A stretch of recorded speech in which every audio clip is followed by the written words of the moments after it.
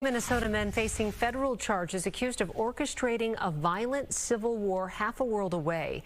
The charges include conspiracy to kidnap and kill in their home country of Cameroon. Fox 9's Rob Olson is live at the federal courthouse in Minneapolis. And so, Rob, the question here is how these are considered crimes in the United States and why it's playing out here.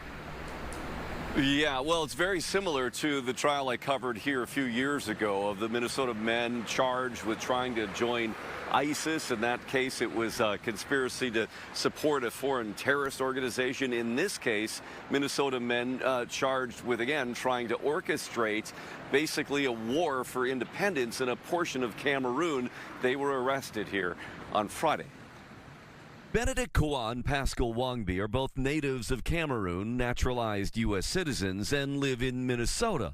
The federal indictment against them accuses them of organizing, directing, and financing crimes in their native country as part of an ongoing civil war. The 8 counts, including conspiracy to kill, kidnap, maim, or injure persons in a foreign country, to commit hostage-taking, to use weapons of mass destruction, and laundering money to finance it. To make sure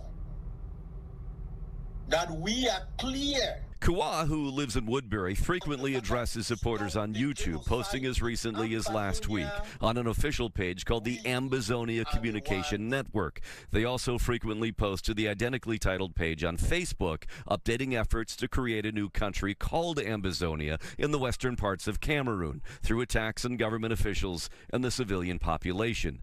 Kwa is the chair of the Ambazonia War Council, and Wangbi, who lives in Ramsey, is the head of defense. The federal indictment details and alleges they were financed and directed by Kwa and Wangbi in the U.S., along with unnamed co-conspirators in other countries. In a statement, acting U.S. Attorney for Minnesota Joe Thompson said, operating from the comfort of their living rooms in Minnesota, these defendants caused violence and suffering half a world away. Their crimes are an affront to both American law and basic human decency. Cameroon is a safer place because of this prosecution. Kwa appeared in federal court over in St. Paul today for a detention hearing that was continued until later this month. The Wangbi appears for a detention hearing in federal court tomorrow. Live in Minneapolis, Rob Olson, Fox 9.